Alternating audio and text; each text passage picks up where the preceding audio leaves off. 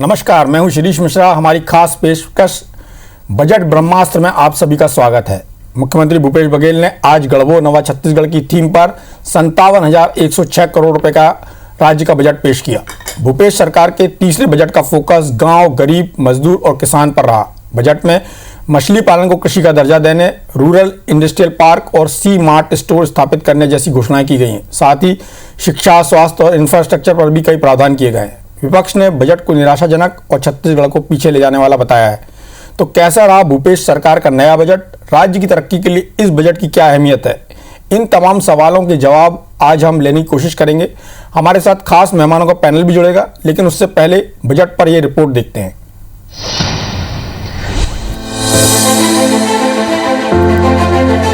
तस्वीर छत्तीसगढ़ विधानसभा की है, जहां सीएम भूपेश बघेल जूट के बैग में बजट के दस्तावेज लेकर आए और गढ़बो नवा छत्तीसगढ़ थीम वाले बजट को विधानसभा में रखा। गढ़बो नवा छत्तीसगढ़ हमारा स्लोगन है और हमने इसकी शुरुआत कर दी है। आइए आपको बताते हैं बजट की मुख्य बातें। मूल मंत्र में ग्रामीण भूमिहीन खेतीहर मजदूरों के लिए नई न्याय योजना शुरू की जाएगी। राजीव गांधी किसान न्याय योजना के लिए 5,703 करोड़ रुपए का प्रावधान किया गया है। गोधन न्याय योजना के लिए 175 करोड़ रुपए का प्रावधान किया है। बजट में मछली पालन को कृषि का दर्जा देने की घोषणा की गई है। शहरी स्वच्छता में काम कर रहे कर्मचारियों का मानदेय 5,000 रुपए से बढ़ाकर 6,000 रुपए कर दिया गया। ग्रामीण क्षेत्रों में रूरल इंडस्ट्रियल पार्क बनाने की घोषणा की गई। बजट में कृषि मार्ट स्थापित किए जाने का प्रावधान है, जहां पर कृषि उपकरणों और कृषि उत्पादों की बिक्री होगी। भोपाल की तर्ज पर नवा रायपुर में भारत भवन बनाया जाएगा। श्री राम वनगमन पर्यटन परिसर के लिए 30 करोड़ का प्रावधान किया गया है। स्वामी आत्मानंद अंग्रेजी माध्यम स्कूल योजना के तहत 119 नए स्कूल खोले जाएंगे। नवा रायपुर में राष्ट्रीय स्तर के एक बोर्डिंग स्कूल की स्थापना होगी। 7 नए कॉलेज और 3 गर्ल्स कॉलेज की स्थापना की जाएगी। 12 नए रेलवे ओवरब्रिज, 151 नए पुल, 585 सड़क बनेगी। इसके लिए 504 करोड़ रुपए का प्रावधान किया गया। रायपुर के पंडरी में 350 करोड़ की लागत से जेम्स एंड ज्वेलरी पार्क की स्थापना होगी। कोरिया जिले में एक हवाई पट्टी बनेगी। राज्य में 11 नई तहसील बनाई जाएगी। बस्तर संभाग के सभी जिलों में बस्तर टाइगर्स नाम से विशेष पुलिस बल का गठन होगा। पत्रकारों को दुर्घटना में आकस्मिक मृत्यु पर 5 लाख रुपए की सहायता राशि मिलेगी। किसानों को शून्य ब्याज दर पर 5,900 करोड़ का अल्पकालीन कृषि ऋण वितरित करने का लक्ष्य रखा गया है। ब्याज अनुदान के भुगतान हेतु वर्ष 21-22 में 275 करोड़ का प्रावधान रखा गया है। फसल बीमा योजना में 606 करोड़, कृषक समग्र विकास योजना में 81 करोड़, कृषि यंत्र सेवा केंद्र की स्थापना, कृषि यंत्रों पर अनुदान एवं निःशुल्क वितरण हेतु 95 करोड़ का प्रावधान किया गया। प्रधानमंत्री कृषि सिंचाई योजना एवं शाकंभरी योजना में 123 करोड़ का प्रावधान किया गया। सत्ता पक्ष ने बजट को गढ़बो नवा छत्तीसगढ़ और राज्य के विकास और उन्नति का बजट बताया। महत्वपूर्ण बात यह है कि हमने हमारी निरंतरता की सारी योजनाओं को प्रचलित रखने का निर्णय लिया है। दूसरा महत्वपूर्ण बात यह है कि जो कुपोषण की लड़ाई है उसके लिए बजट में प्रावधान पर्याप्त किया गया है। तीसरी प्रमुख बात यह है कि एग्रीकल्चर सेक्टर के डेवलपमेंट के लिए जितना भी हम लोगों को किया जा सकता था वो सब कुछ बजट में प्रावधानित किया गया है। इस बजट में जो सभी क्षेत्रों में जिस प्रकार विकास के काम होने थे वो इस पूरे बजट में परिलक्षित हो रहा है। माननीय मुख्यमंत्री वित्त मंत्री के रूप में जो बजट पेश किया है, सरगुजा से लेके बस्तर तक, ये बढ़िया बजट है। मैं उनको बधाई देता हूँ। छत्तीसगढ़ की आम जनता की हितों की रक्षा करने के, उनके विकास के लिए बजट लाया गया है। कहीं ना कहीं यह बजट संतुलित बजट है। इस कोरोना काल में भी बहुत अच्छा बजट है। विपक्ष ने इस बजट को निराशाजनक और पिछली बार से छोटा बताया है। विपक्ष ने कहा कि इस बजट से विकास की गति और धीमी होगी। ये बजट छत्तीसगढ़ को पीछे ले जाने वाला बजट है। छत्तीसगढ़ राज्य बनने के पश्चात पहली बार बजट का आकार छोटा हुआ। लेकिन कुल मिलाकर के मैंने बताया कि जो 14% की यदि पूंजीगत व्यय होगी, इससे आप समझ सकते हैं कि ये बजट प्रदेश को आगे विकास में ले जाने के बजाय पीछे धकेलने वाले बजट है। मैंने चुनौती के साथ विधानसभा में कहा था तुम एक पत्थर नहीं लगा पाओगे 5 साल में, और वो हो रहा है। तीसरे साल के बजट में 1 रुपया का प्रावधान बोधघाट परियोजना, जो बोलते थे मेरा ड्रीम प्रोजेक्ट है मैं कर लूँगा, आज उसमें 1 पैसे का भी प्रावधान नहीं रखा गया है। ऑनगोइंग प्रोजेक्ट है जो सिंचाई के 3 चल रही है, उसी के लिए 260 करोड़ का प्रावधान रखा गया है, जो कि पुराने बजट का कंटिन्यूएशन है। विधानसभा में अब मंगलवार और बुधवार को बजट पर सामान्य चर्चा होगी। जाहिर है विपक्ष बजट पर सरकार को घेरने की कोशिश करेगा, लेकिन सीएम भूपेश बघेल ने इन पंक्तियों से अपने इरादे जाहिर कर दिए हैं। रास्ते के अड़चनों से हम कभी डरते नहीं, रास्तों के अड़चनों से हम कभी डरते नहीं। बात हो जाए जब न्याय की तो पीछे कभी हटते नहीं। बहुत बहुत धन्यवाद। राजेश मिश्रा, IBC 24 रायपुर। तो भूपेश सरकार ने अपना तीसरा बजट पेश कर दिया, और जिन शब्दों के साथ, जिन पंक्तियों के साथ उन्होंने बजट का समापन किया, बजट भाषण का समापन किया, वो अपने आप में बहुत मार्के वाली हैं, बहुत उनकी दृढ़ता को दिखाती हैं। और जिस तरह से आप राज्य सरकार की योजनाओं को देखते हैं, ज़्यादातर योजनाओं में न्याय शब्द का इस्तेमाल होता है, और वही उन्होंने पंक्तियों में भी उद्धृत किया है। बजट पर चर्चा के लिए हमारे साथ राज्य सरकार के मंत्री, कृषि मंत्री रविंद्र चौबे जी हैं, और भारतीय जनता पार्टी से पूर्व कृषि मंत्री चंद्रशेखर साहू जी हैं, कर्मचारी नेता कमल वर्मा जी हैं। आप सभी का इस हमारे खास कार्यक्रम में बहुत बहुत स्वागत है। जिस तरह से ये बजट पेश हुआ है, और बहुत बहुत धन्यवाद, स्वागत। जिस तरह से ये बजट पेश हुआ है और सरकार ने अपनी जिन योजनाओं, जो फ्लैगशिप उनकी स्कीम है, उसको आगे बढ़ाने का काम किया है। साथ ही उन्होंने गांव, गरीब, किसान, मजदूर के लिए जो काम किया है, साथ में शिक्षा के क्षेत्र में, स्वास्थ्य के क्षेत्र में जो घोषणाएं हुई हैं, शिक्षा को एक अलग दिशा में ले जाने का काम किया जा रहा है। छत्तीसगढ़ में जिस तरह से अंग्रेजी स्कूलों को और एक बोर्डिंग स्कूल का, राष्ट्रीय स्तर के बोर्डिंग स्कूल की बात की गई है, इससे साफ दिखता है कि सरकार का फोकस कहाँ कहाँ पर है। ग्रामीण अर्थव्यवस्था सरकार के मुख्य केंद्र में है, जहाँ से वो पूरे ग्रामीण क्षेत्र को, ग्रामीणों को, किसानों को शक्ति देना चाहते हैं, धन की शक्ति देना चाहते हैं, और उससे मार्केट को आगे बढ़ाना चाहते हैं। एक नया सेक्टर खोलने की बात की जा रही है जेम्स एंड ज्वेलरी पार्क के लिए। सबसे पहला सवाल चौबे जी आपसे ही, जिस तरह से डॉक्टर रमन सिंह जी ने, नेता प्रतिपक्ष धर्मलाल कौशिक जी ने, चंद्रशेखर साहू जी ने और भाजपा के अन्य नेताओं ने आरोप लगाए हैं कि सरकार कुछ नया नहीं करने जा रही है, सरकार पुराने बजट को कंटिन्यू करने जा रही है, इसकी कोई दिशा नहीं है, और राज्य का जो बजट की साइज़ है वो पिछले बार की तुलना में छोटा है।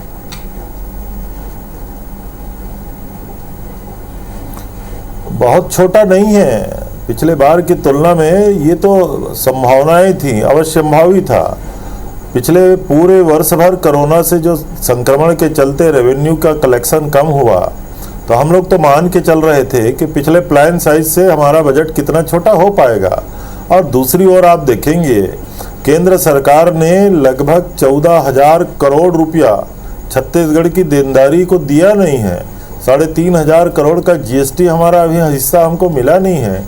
जिस सरकार के लिए 1 लाख करोड़ के आसपास का बजट बनना है, और उसमें अगर 20,000 करोड़ रुपया केंद्र सरकार रोक दे, रेवेन्यू की प्राप्ति ना हो, और हमारा स्टेट कलेक्शन में भी अगर कोरोना के चलते प्रभावित हुआ है, उसके बावजूद भी आदरणीय मुख्यमंत्री जी ने वित्त मंत्री के रूप में जो हौसला दिखाया है, जो हिम्मत दिखाई है, जो प्रोविजन किया है कि बजट में जो हमारी प्रचलित योजनाएं हैं, वो योजनाएं तो संचालित होंगी ही, उसके अलावा हेल्थ के सेक्टर में, एजुकेशन के सेक्टर में, कुपोषण से लड़ाई लड़ने के सेक्टर में, और विशेष रूप से PWD में, इंफ्रास्ट्रक्चर डेवलपमेंट के सेक्टर में हमने सारे प्रयासों को इसमें समाहित किया है। कहने का आशय ये है कि सभी वर्गों के साथ न्याय करने का प्रयास हुआ है, और इन परिस्थितियों में कोरोना के चलते हमने जो बजट पेश किया है, केंद्र सरकार से रोज हमारी बातें हो रही हैं। 2 दिन पहले आपने दिखाया था कि वहाँ केंद्र सरकार के माननीय मंत्री श्री पीयूष गोयल जी से मिलने माननीय मुख्यमंत्री जी के साथ हम गए थे। चावल की बात हुई थी, 60 लाख मीट्रिक टन चावल खरीदने की सहमति केंद्र ने दी थी। लेकिन कितना गलत छत्तीसगढ़ के किसानों के साथ दोहरा मापदंड केंद्र सरकार अपना रही है। पीयूष गोयल जी ने स्पष्ट रूप से कहा कि आप 1868 रुपया से 1 रुपया भी ज़्यादा दे रहे हैं तो हम आपका एक दाना चावल नहीं खरीदेंगे। बताइए, आपके अनुमति से हमने धान की खरीदी की, 60 लाख मीट्रिक टन चावल खरीदने की आपने सहमति दी, तो छत्तीसगढ़ सरकार को जो होने वाले लॉसेस है, जो नुकसान है, उसकी हम भरपाई, उसकी प्रतिपूर्ति कैसे करेंगे? हर मामले में केंद्र सरकार इसी तरीके से बात करती है। उसके बावजूद भी आदरणीय मुख्यमंत्री जी ने जिस तरीके से ये बजट की प्रस्तुति की है, मैं ऐसा समझता हूँ कि समूचे छत्तीसगढ़ के जनमानस में आने वाले भविष्य की संभावनाओं को लेकर के और डेवलपमेंट को लेकर के एक निश्चित रूप से बहुत अच्छा संदेश गया है। निश्चित रूप से चौबे जी एक अच्छा संदेश गया है, लेकिन एक आरोप के बारे में आपसे जरूर सवाल करना चाहूँगा जो डॉक्टर रमन सिंह जी ने लगाया बोधघाट परियोजना को लेकर। उनका कहना है कि मैंने सदन में इस बात की घोषणा की थी कि ये सरकार एक भी पत्थर नहीं लगा पाएगी और मेरी बात सही साबित हो रही है।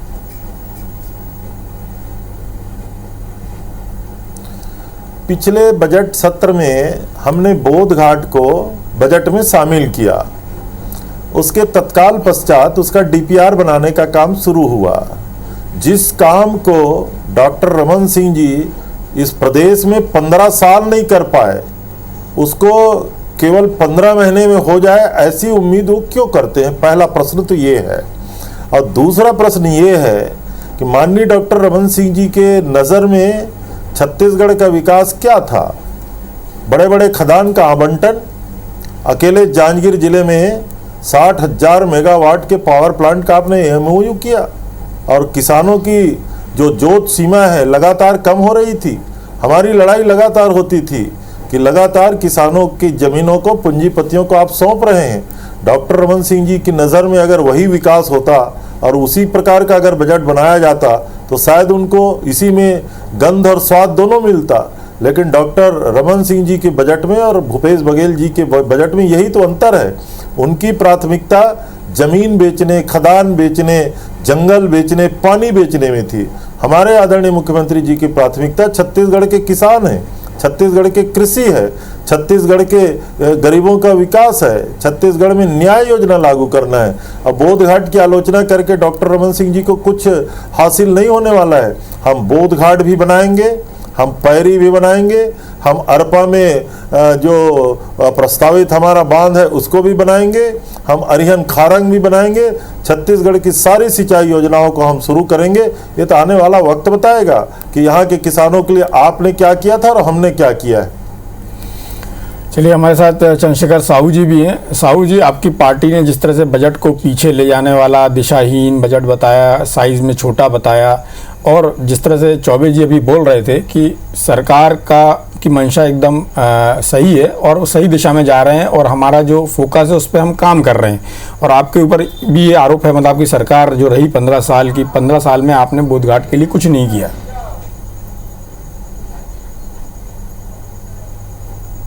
देखिए शिरीष जी, माननीय चौबे जी बहुत वरिष्ठ और बहुत ही संसदीय कार्यों के और संसदीय विधाओं के जानकार मंत्री हैं,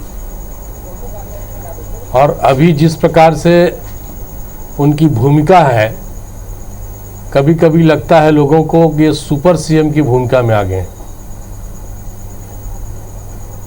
हम मुबारकबाद देंगे यदि वो इसी तरीके से सुपर सीएम की भूमिका निभाते रहे, क्योंकि सबसे ज़्यादा वरिष्ठ के होने के साथ साथ संसदीय कार्यकाल विधानसभा में रहने का उनको अनुभव है। माननीय चंद्रशेखर भैया, मैं आपका बहुत सम्मान करता हूं, मैं जहां हूं मेरे को वहीं रहने दीजिए, शिफ्ट कर दिया जाए। हमारे आदरणीय और भूपेश बघेल की ही सोच है।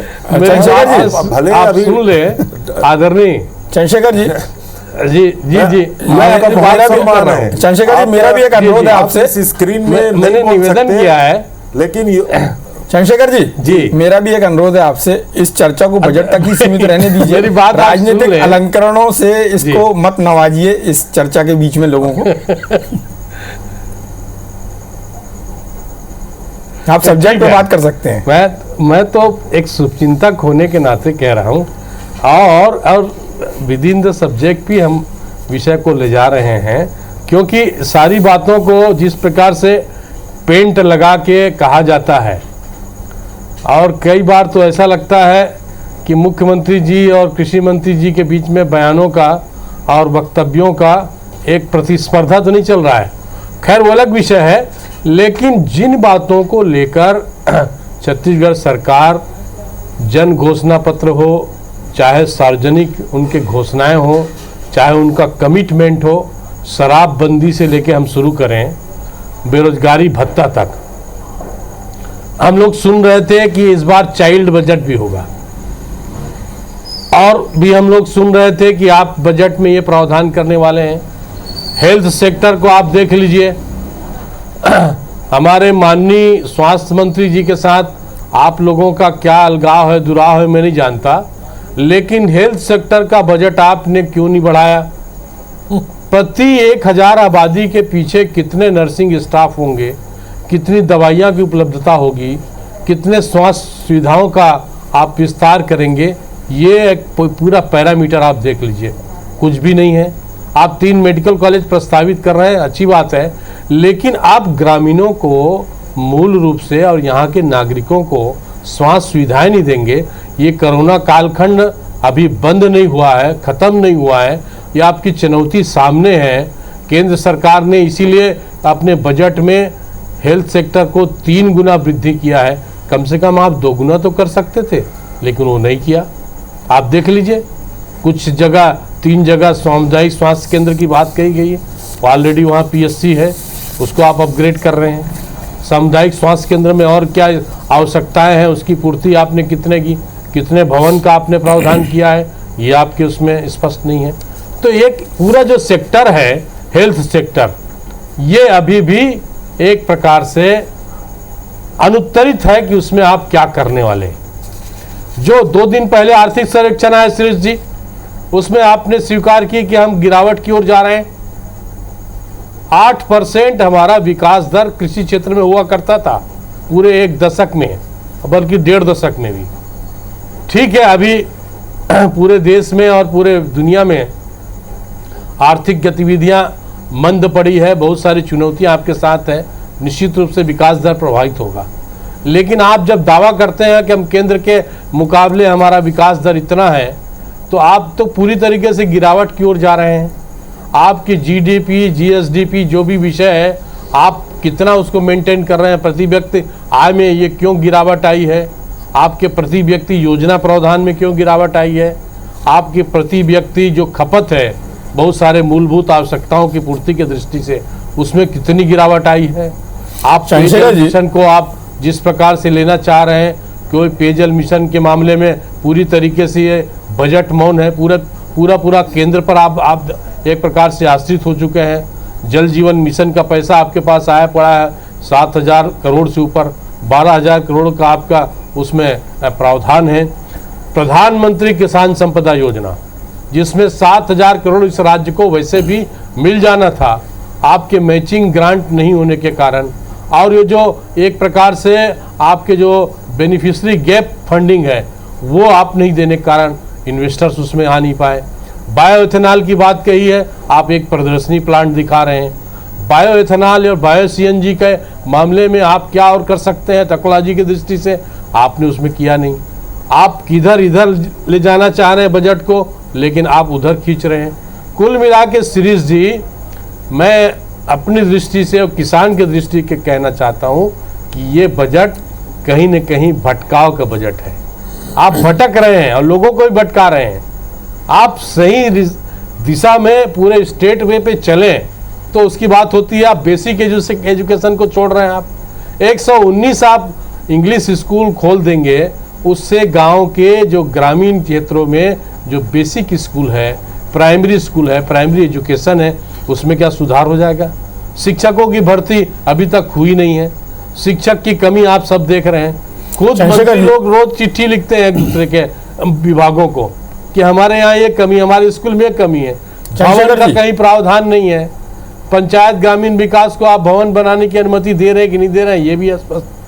तो ये जो जी, आप बजट पर जितनी भी बात कर रहे हैं, उभरने का प्रयास आप करें, ये मेरा मेहरबानी, ये मैं कह रहा हूं। और इसीलिए कुल मिला के बजट को यदि आप अग्रगामी बनाना चाहते थे तो आपकी दिशा स्पष्ट होना था। आप कभी इस दिशा में ले जा रहे हैं, कभी उस दिशा की बात कर रहे हैं। Health, education, agriculture, rural development और एम्प्लॉयमेंट सेक्टर पूरी तरीके से एक प्रकार से अंधेरे में है। कहाँ आप कैसे रोजगार की व्यवस्था करेंगे? एनआरएलएम में बिहान योजना को चल रहा था, उसमें आपने कोई प्रोत्साहन क्यों नहीं दिया? वो बहुत बड़ी योजना है, वो बहुत बड़े लोगों को, महिलाओं को सुदृढ़ीकरण की दिशा में आगे बढ़ाने वाला है। ये कुल मिला के ऐसे प्रश्न हैं जो लोगों के पेट से और सीधे सीधे जीवन से जुड़ा हुआ है। और छत्तीसगढ़ संभावनाओं का प्रदेश है। देखिए चंद्रशेखर जी, आप इतनी देर से बजट को क्रिटिसाइज कर रहे हैं, ठीक है, लेकिन आपका काम है और आपने बजट में जो खामियां निकाली, हो सकता है कि वो खामियां हों, लेकिन आपकी जो बात है वो क्या पूरी तरह से सही है? जिन बातों का आप उल्लेख कर रहे हैं कि मैचिंग ग्रांट की बात कर रहे हैं, लेकिन आप ये नहीं बोल रहे हैं, जहां से चौबे जी ने अपनी बात शुरू की थी कि राज्य को 20,000 करोड़ रुपए केंद्र से लेना है। जो टोटल बजट साइज है उसका यदि 20% हमको केंद्र सरकार से लेना है, प्रदेश सरकार को लेना है, तो वो पैसा कब मिलेगा? और दूसरी बात जो है, मैं शिरीष जी, माननीय शिरीष जी, मैं अपनी बात कह रहा हूं कि जो 20,000 करोड़ का आज आप बात कर रहे हैं, फेडरल सिस्टम में चाहे सेंटर में किसी भी पार्टी की सरकार हो, किसी राज्य के लेजिटमेट राइट को खत्म नहीं करते हैं, खत्म किया ही नहीं जा सकता है। आपकी अपने एक प्रकार से संवाद का जो स्तर है, संवाद का जो माध्यम है, उसको आप कितना ले सकते हैं? देखिए पंजाब में आप देख लीजिए, कहीं शिकायत नहीं आती। आप भी और दूसरे राज्यों का आप देख लीजिए, महाराष्ट्र में भी जब केंद्र से कुछ राशि लेना होता है योजनाओं के तहत, वो पूरे सारे लोग एक साथ मिल जाते हैं। आपके यहाँ तो एकदम अलग तरफा चलता है। आप हर बात में केंद्र की बात और एक प्रकार से माला जपते हैं, तो ये इससे कोई बात बनती नहीं है। आपका अपना लेजिटमेट राइट है, वो खत्म नहीं हुआ है। आज नहीं कल आप लेंगे, दूसरे स्थिति में लेंगे, वो पैसा आपके पास रखा हुआ है, वो आप लेने की स्थिति में आए, ये हमारा कहना है। प्रधानमंत्री आवास योजना क्यों ठप है आप खुद जानते हैं। मंत्रिपरिषद के बैठक में शायद चर्चा भी होती होगी। आप स्वतंत्र एजेंसी से सर्वेक्षण करा लें कि प्रधानमंत्री आवास, ग्रामीण आवास योजना जैसे महत्वपूर्ण योजना जिससे सीधे लोगों का जीवन स्तर। चलिए चंद्रशेखर जी, आपके बहुत सारे सवाल हैं, आपने बहुत सारी खामियां बजट में निकाली हैं, और हम सारी बातों का उत्तर लेंगे चौबे जी से। हमारे साथ प्रदेश के बड़े कर्मचारी संगठन के नेता हैं, जो अधिकारी कर्मचारी फेडरेशन है उसके प्रांतीय संयोजक हैं और राजपत्रित कर्मचारी संघ के अध्यक्ष हैं।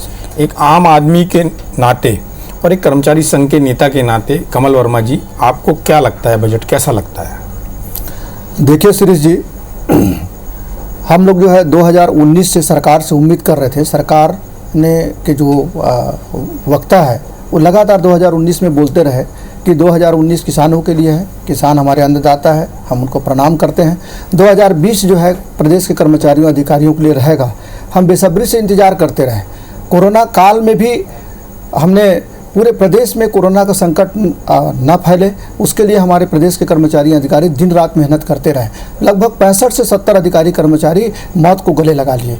तो हम सरकार से ये उम्मीद कर रहे थे कि इस बजट में जो मौलिक अधिकार है हमारा महंगाई भत्ता का, तो महंगाई भत्ता जो 9% जुलाई 2019 से लंबित है, वो महंगाई भत्ता हमको सरकार इस बार देगी। जैसे हर विभाग के जो बजट है उसमें जो सरकार ने कटौती की है, तो हम 9% जो महंगाई भत्ता हम लोग मांग कर रहे थे, तो हम चाह रहे थे कि 4% हमारे भी महंगाई भत्ता में कटौती कर देते और 5% का जो महंगाई भत्ता है वो हमको स्वीकृत कर देते, ऐसा हम उम्मीद कर रहे थे। वैसे ही 7वें वेतनमान का एरियर्स 6 किस्तों में देना है, सरकार के साथ समझौता हुआ है। शासन ने स्पष्ट आदेश जारी किया है, 2 किस्त मिल चुका है, 1 किस्त अभी मिलना है, अभी मार्च तक अभी मिलना है, वो भी हमको नहीं मिल पाया। हमने लगातार, हमारे माननीय मंत्री जी यहाँ बैठे हुए हैं, बहुत ही संवेदनशील मंत्री हैं, बहुत वरिष्ठ मंत्री हैं, लगातार हम अपनी समस्याओं को लेकर उनसे हम संपर्क में रहते हैं। 14 सूत्री मांगों को लेकर हमने कलम रख मसाल उठा आंदोलन भी हमने किया, माननीय मंत्री जी को भी हमने अवगत कराया था। प्रदेश के ऐसे कोई मंत्री नहीं है जिनको हमने अवगत नहीं कराया। माननीय मुख्यमंत्री जी को भी हमने अवगत कराया था। तो हम ये उम्मीद कर रहे थे कि इस बजट में 2 साल बीतने के बाद में प्रदेश के कर्मचारियों अधिकारियों के लिए अवश्य कुछ न कुछ प्रावधान मुख्यमंत्री जी करेंगे, लेकिन ऐसा नहीं हुआ, जिसके कारण आज पूरे प्रदेश भर के अधिकारी कर्मचारी बहुत ही हताश है, निराश है।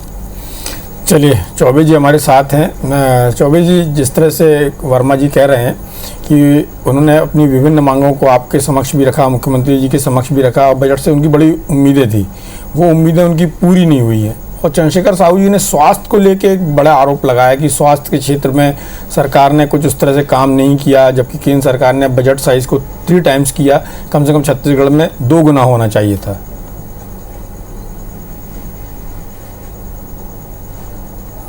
अभी माननीय चंद्रशेखर जी कह रहे थे कि ये सरकार केवल केंद्र पे आश्रित बजट पेश कर रही थी करके। पहली बात ये है, केंद्र सरकार की खुद की माली हालत क्या है वो आप समझ सकते हैं। 20 लाख करोड़ का पैकेज की घोषणा हुई है, छत्तीसगढ़ में 20 नया पैसा किसी भी वर्ग को नहीं मिला है। केवल बातों ही बातों में केंद्र सरकार ने अपनी बातें कह दी हैं। आदरणीय निर्मला सीतारमण जी ने जो केंद्रीय बजट पेश किया था, शिरीष जी आपने देखा होगा, पहली बार किसी बजट में देश के सारे पब्लिक सेक्टर को बेच करके राजस्व प्राप्ति के बाद उन्होंने अपनी भाषण में कहा था, माने देश बेच करके रेवेन्यू कलेक्शन करने का ये पहली बार हमने किसी बजट में उन्होंने कहा कि हम एयर इंडिया भी बेच देंगे, रेलवे ट्रैक भी बेच देंगे, पोर्ट भी बेच देंगे, एयरपोर्ट भी बेच देंगे, रेलवे स्टेशन भी बेच देंगे, पब्लिक सेक्टर की यूनिट्स भी बेच देंगे, आप नगरनार बेच देंगे, आप भिलाई स्टील प्लांट बेच देंगे। क्या परिस्थिति केंद्र की आप समझते हैं? और हमारे केंद्र सरकार से पैसा हमको मिलता है तो ये कोई खैरात नहीं है। छत्तीसगढ़ हिंदुस्तान का 9वां बड़ा राज्य है। हमारे यहाँ से जो शेष जाता है, जो टैक्स कलेक्शन होता है और जो हमारा अधिकार है, वो हम लोगों को लगता है कि केंद्र सरकार को समय पे दे देना चाहिए। हम मांगने की बात नहीं कहते। आपको मालूम है शिरीष जी, जीएसटी जो सब लागू हुआ तो जो प्रोडक्टिव स्टेट है उनको कहा गया था कि आपको जो क्षति होगी उसकी क्षतिपूर्ति दी जाएगी, लेकिन अब केंद्र सरकार बिल्कुल सोच चुकी है, क्षतिपूर्ति के बारे में तो कुछ बोलती नहीं। तो हम केंद्र पे आश्रित बजट नहीं बनाने जा रहे हैं, हमें हमारा अधिकार मिलना चाहिए, ये बात हमने आपसे कही। और दूसरी बात जो विकास की बात है, आदरणीय चंद्रशेखर भैया का बहुत सम्मान है, उन्होंने अब चूंकि जहां राजनीतिक प्रतिबद्धता है तो वो हमारी बजट का समर्थन तो कर नहीं सकते, लेकिन बहुत सामान्य शिष्टाचार की भाषा में उन्होंने आलोचना किया तो हम लोग उनसे इसी प्रकार उम्मीद करते थे। लेकिन जो हेल्थ के सेक्टर में, एजुकेशन के सेक्टर में, डेवलपमेंट के सेक्टर में, हमारा इंफ्रास्ट्रक्चर के सेक्टर में जो काम हुआ है, ये अभी मेडिकल कॉलेज की बात हो रही है, कल ही कोरबा में मेडिकल कॉलेज का उद्घाटन होने जा रहा है। छत्तीसगढ़ में जो कुछ हेल्थ के पॉइंट ऑफ व्यू से, जब कोरोना आया 15 साल इनकी हुकूमत थी, कितने थे ऑक्सीजन युक्त बेड, आईसीयू के बेड कितने थे? हम लोगों ने 8-8, 10-10 गुना बेड बढ़ाया हुआ है छत्तीसगढ़ में। और अभी भी खूबचंद बघेल जी की स्मृति में हमारी स्वास्थ्य योजना चल रही है। माननीय मुख्यमंत्री जी ने मुख्यमंत्री स्वास्थ्य सहायता योजना 20 लाख तक के किसी गरीब आदमी को मदद करना ये छोटी मोटी घटना नहीं है। छत्तीसगढ़ में हेल्थ के सारे प्रोग्राम चल रहे हैं। छत्तीसगढ़ में जो हेल्थ सेंटर्स हैं उसको हम लोगों ने काफ़ी मजबूत बनाने का प्रयास किया है। एक जो स्वामी आत्मानंद जी के नाम से आप ठीक कह रहे हैं, हमको हिंदी भाषी स्कूलों को भी ठीक करना पड़ेगा, लेकिन अब ज़रूरत है गरीबों के बच्चे भी यहाँ स्कूल में पढ़ें, अंग्रेजी स्कूल में पढ़ें। इसलिए हमने स्वामी आत्मानंद जी के नाम से हर विकासखंड, हर तहसील में, हर विधानसभा क्षेत्रों में स्कूल खोलने का, अभी आपने बजट भाषण में माननीय मुख्यमंत्री जी का सुना होगा, सी मार्ट खोलने हम जा रहे हैं। मंडी की अनुपयोगी जमीनों में भव्य सी मार्ट बनाएंगे। और छत्तीसगढ़ के जो सेल्फ हेल्प ग्रुप की महिलाएं हैं, जो गौठान समिति की महिलाएं हैं, जो बिहान का ग्रुप हमारी महिलाओं का है, वो जो उत्पादन करती हैं, हर प्रकार का उनका उत्पादन हम सी मार्ट में उसको बेचने की व्यवस्था करेंगे। ये छत्तीसगढ़ के लिए ये बड़ी योजना है। और जहाँ तक आपने कहा कि रोजगार के बारे में ये बजट मौन है, तो मैं तो आप ही से पूछना चाहता हूँ, आदरणीय प्रधानमंत्री जी ने 2 करोड़ लोगों को रोजगार देने की बात कही थी प्रतिवर्ष। केंद्र का बजट इसके लिए क्या बोलता है? वो क्यों मौन हो गया। इसलिए कोरोना का संक्रमण है, आप भी जानते हैं, हम लोग भी जानते हैं, और इन परिस्थितियों में प्रचलित योजनाओं को हम कितना विस्तार दे सकते हैं, हम गरीबों की योजनाओं को कितना काम कर सकते हैं, हम किसानों के लिए क्या कुछ मदद कर सकते हैं। हम गोधन न्याय योजना ला करके गरीबों के लिए एक बड़ी योजना हम लोगों ने प्रदेश में लाया हुआ है। तो इन योजनाओं को सतत चलता रहे, प्रचलित योजनाएं, इसके लिए हमने बजट में प्रावधान किया है। बहुत सारे नए काम भी हमने लिया है। और आखिरी बात, जैसे आदरणीय वर्मा जी ने कहा कि कर्मचारियों को बहुत उम्मीदें थी, रहना भी चाहिए।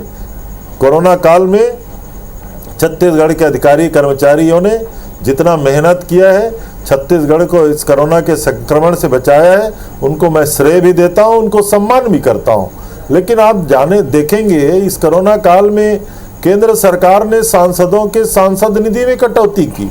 7 राज्यों ने अपने कर्मचारियों के 30% वेतन में कटौती की। छत्तीसगढ़ में ऐसा कुछ हमने नहीं किया। हम हर प्रकार के हमारे अपने कर्मचारी हैं, उनको लेकर के हम चलना चाहते हैं। परिस्थितियां अभी तत्काल इस बजट में कितना कर पाएंगे, कितना नहीं कर पाएंगे, कमल वर्मा जी भी इस बात को समझ रहे हैं, आदरणीय चंद्रशेखर भैया भी इस बात को समझ रहे हैं। लेकिन उसके बावजूद भी राजस्व की प्राप्तियां कम हुई, केंद्र का अनुदान हमको कम मिला। उसके बाद भी बजट को पिछले वर्षों की तुलना में हमारा जो प्लान का साइज था, उसको उस साइज का ही बजट बनाने में अगर सरकार सफल रही, तो मैं समझता हूँ ये आदरणीय भूपेश जी की सरकार के लिए और हम सब के लिए एक बड़ी उपलब्धि है। बहुत बड़ी बात कही आपने रविंद्र चौबे जी, और वर्मा जी का जो वर्मा जी की समस्या थी या उनकी जो मांगे थी, उस पर भी आपने एक उपयुक्त उत्तर दिया है कि जो बाकी राज्यों से तुलना करके बताया क्या स्थितियां रहीं, और आपने बोला कि जब समय आएगा तब उनकी बातों को समझते हैं, आप उनकी मांगों को समझते हैं और उस पर सरकार काम करेगी। रही बात चंद्रशेखर साहू जी की, साहू जी जिस तरह से चौबे जी इनका कहना है कि आप चीज़ों को समझते हैं लेकिन आपका पॉलिटिकल कंपल्शन है।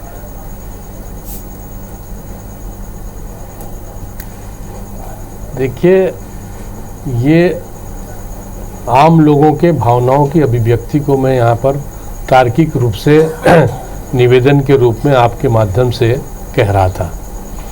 अब ये इतने प्रोपिगेटिव जितने इश्यूज हैं, उसी को आप बजट में ही बहुत बड़ी बातें बताकर सुना रहे हैं। प्रैक्टिकल और धरातल में कुछ नहीं है। 9 ग्रामीण विकास के 9 सेक्टर थे, 9 में एक भी सेक्टर में आपके यहाँ काम नहीं हो रहा है। इस बार मुख्यमंत्री सुगम पथ योजना का एक छोटा सा आपने दे दिया। सिंचाई का मामला है, देखिए सिंचाई मंत्रालय खुद माननीय चौबे जी संभाल रहे हैं, और कृषि के साथ जल संसाधन मंत्रालय एक महत्वपूर्ण आपका सेगमेंट है। अरपा भैंसा जार से लेके जितने आप ले लें, इसमें आप 200-400 करोड़ 240 करोड़ का कोई मायने रखता है क्या? 1,000 करोड़ से अधिक ज़्यादा आवश्यकता है।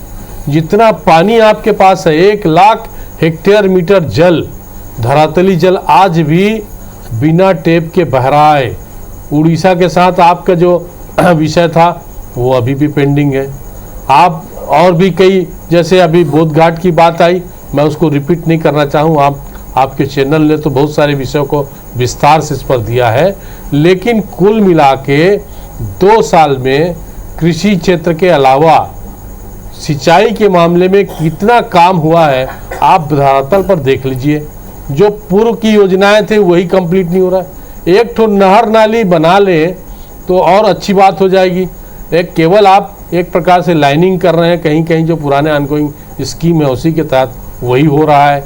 कई जगह जब रबी फसल की बात आती है तो बताया जाता है कि ये तो नहर रिपेयरिंग नहीं हुआ है, इसलिए हम ग्रीष्मकालीन धान नहीं लेंगे या ग्रीष्मकालीन धान के लिए पानी नहीं देंगे। और जो आपके पास दूसरे संसाधन हैं, वन का जो मामला है कि वन आधारित आप खेती की बात पहले कह रहे थे, उसकी क्या स्थिति बनी है। और आप फूड प्रोसेसिंग सेक्टर को देख लीजिए। सीरीज जी में एक बहुत आपके सामने बहुत विस्तार से तो नहीं लेकिन पॉइंटेड बात कहना चाहूँगा कि खाद्य प्रसंस्करण मंत्रालय भारत सरकार का, उन्होंने आपको लोकेट किया हुआ है लगभग 3,300 करोड़ का आपको एलोकेशन है। उसको आप उपयोग यदि कर लें, आप मैचिंग ग्रांट उसमें दे दें, और जो एक प्रकार से उसमें बेनिफिशियरी गैप है उसकी फंडिंग करें, जैसे पहले मैंने कहा, तो आज भी ये काम बहुत अच्छे तरीके से हो सकता है। जो क्लस्टर स्वीकृत हुए हैं पहले से, फूड प्रोसेसिंग के क्लस्टर गवर्नमेंट ऑफ इंडिया ने दिया है, ट्राइबल इलाके में दिया है। आपने होर्डिंग जरूर लगा दिया कि हम 200 हेक्टेयर जमीनों कर रहे हैं और 100 ब्लॉक में हम खाद्य प्रसंस्करण मंत्रालय के खाद्य प्रसंस्करण उद्योग की इकाई ला रहे हैं, लेकिन जमीन पर हकीकत में कुछ नहीं है। तो आपकी मशीनरी क्यों इसमें एक प्रकार से एक्टिव नहीं हो पा रही है? आप प्रशासन तंत्र को क्यों उधर डाइवर्ट नहीं कर पा रहे हैं? आपकी बात तो जारी रहेगी। आज भी डेवलपमेंट के जो बेसिक काम है वो बेसिक काम अभी भी लोगों के सामने प्रतीक्षित है, अपेक्षित है। 7वें वेतनमान का जिक्र आया है, आपने इंक्रीमेंट सब कर्मचारियों को रोक के रखा है। इंक्रीमेंट जैसे आपने राशि रोक दी है। मैं कर्मचारियों के मामले में इसलिए नहीं कहूँगा कि कमल वर्मा जी ने हमारे बहुत चंद्रशेखर साहू जी, आपकी बात लगभग आ गई है और कमल वर्मा जी के कुछ सवाल हैं मंत्री जी से।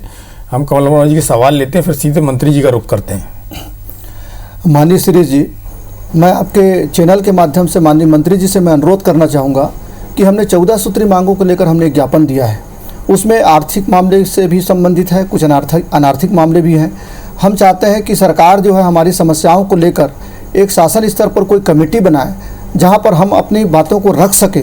और वैसे ही जो कांग्रेस का जो घोषणा पत्र है उसका अमल कैसे होगा उसके संबंध में भी हम जो है चाहते हैं कि कोई कमेटी बने शासन स्तर पर और हम अपनी बात को वहाँ पर रखें।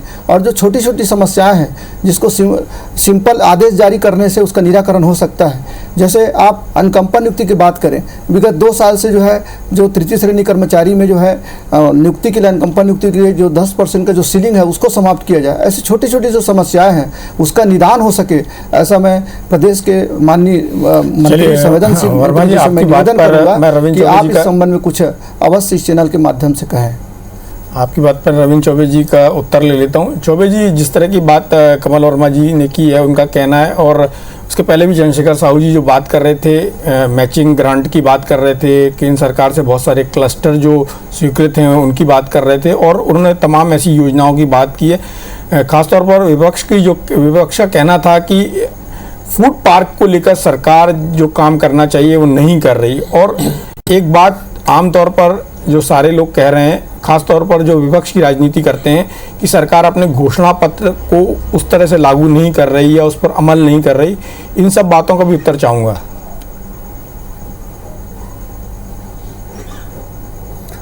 आदरणीय शिरीष जी, जो कांग्रेस का जन घोषणा पत्र था, मैक्सिमम बातें तो हमने कवर की हुई है, और जो हमेशा जो चर्चा होती है कुछ बिंदु शेष हैं, तो उसके लिए अभी समय भी शेष है और अवसर भी शेष है। इसलिए उसमें जल्दबाजी में सारी बातें हम अब घोषणा पत्र तो आप जानते हैं, भारतीय जनता पार्टी ने घोषणा पत्र बनाया था 270 देंगे, 300 रुपया बोनस देंगे, 2100 रुपया कीमत देंगे। 15 साल नहीं किया, इंतजार किया ना जनता ने। हमारे घोषणा पत्र के तो अधिकांश वादे हमने पूरे किए हैं, अब थोड़े जो बचे हैं उसको आने वाले समय में करेंगे। दूसरी बात, एक मैचिंग ग्रांट के बारे में आदरणीय श्री चंद्रशेखर साहू जी कह रहे थे कि फूड प्रोसेसिंग के लिए केंद्र सरकार ने 3000 करोड़ का प्रावधान किया हुआ है छत्तीसगढ़ के लिए। 3000 करोड़ है, लेकिन वो कोई अनुदान नहीं है, ना उसमें मैचिंग ग्रांट की ज़रूरत है। वो 3% कम इंटरेस्ट में लोन है। जैसे आपने देखा होगा, ये 20 लाख करोड़ पैकेज की जब घोषणा हुई तो कहा गया था कि स्ट्रीट वेंडर को 10,000 रुपया दिया जाएगा, लेकिन कौन कितने स्ट्रीट वेंडर को दिया गया और कौन उसको लेने वाला है? दिया जाए का आशा है, उनको अनुदान नहीं था। दिया जाए का आशा ये है कि वो चाहे तो कर्ज ले सकते हैं। तो छत्तीसगढ़ के लिए जो फूड प्रोसेसिंग यूनिट्स की जो बातें हो रही हैं वो कर्ज के रूप में बातें हो रही हैं। वो कोई राज्य को या किसी हितग्राही को पैसा देने की बात नहीं हो रही है। इरिगेशन के बारे में माननीय चंद्रशेखर जी का अध्ययन बहुत ज़्यादा है। निश्चित रूप से छत्तीसगढ़ में अभी जल उपलब्ध है। महानदी का जो डिस्प्यूट है अभी ट्रिब्यूनल में लंबित है। मैंने केंद्रीय जल संसाधन मंत्री आदरणीय शेखावत जी बेहद समझदार और बुद्धिमान हमारे मंत्री हैं, जल शक्ति मंत्री, उनसे मैंने अनुरोध किया है कि ये लगातार जो उड़ीसा और छत्तीसगढ़ का विवाद है इसमें केंद्र सरकार हस्तक्षेप करना चाहिए। ट्रिब्यूनल में पता नहीं कितने वर्षों तक ये मामला लंबित रह जाएगा और छत्तीसगढ़ में हम कोई योजना बना नहीं पाएंगे। तो हमने कहा है कि जितना अधिकार छत्तीसगढ़ को मिलता है उतना हम लोगों को इरिगेशन के सेक्टर में काम करने की आप अनुमति दे दीजिए। और वो अभी आदरणीय चंद्रशेखर भैया पूछ रहे थे कि अरपा भैंसाझार का टोटल आप जानते हैं, ये आप ही के शासनकाल में ये लगभग 75,000 हेक्टेयर का डैम साइट था। उसको आदरणीय रमन सिंह जी ने डैम ना बना करके एक बराज बना दिया। वो मुश्किल से 20-22 हजार हेक्टेयर का बना हुआ है, जिसमें 10 से 12 हजार हेक्टेयर में अभी सिंचाई होती है। तभी एक बड़ी योजना छपरा टोला जलाशय करके हम इसी अरपा में बनाने जा रहे हैं। उसकी स्वीकृति भी हो गई है, उसकी प्रशासकीय स्वीकृति भी हो गई, वो टेंडर की प्रक्रिया में है। तो बहुत जल्दी हम उसको शुरू करने जा रहे हैं। और आखिरी बात, आदरणीय चंद्रशेखर भैया कह रहे थे कि 250-300 करोड़ से क्या होने वाला है। मैं भी जानता हूँ 250-300 करोड़ में कोई योजना बनने वाली नहीं है, लेकिन जब प्रशासकीय स्वीकृति हो जाती है, ये अकेला छपरा टोला 1000 करोड़ की योजना है, तो उसके लिए फिर फंडिंग एजेंसियां तैयार हैं, उनसे हम लोग फंड लेते हैं, उसके बाद इरिगेशन के सारी स्कीम को आगे बढ़ाया जाता है। तो इस प्रकार से बजट में सांकेतिक उसका मद खोल करके आवंटित किया जाता है और स्वीकृति के बाद फंड की व्यवस्था की जाती है। ये व्यवस्था ही होती है। इस तरीके से सरकारें चलती, इसी तरीके से बड़ी परियोजनाएं संचालित होती है और निर्माण उसका होता है। इसलिए किसी को संशय करने की जरूरत नहीं है। हमने जिन योजनाओं को हाथ में लिया है वो सारे काम करेंगे।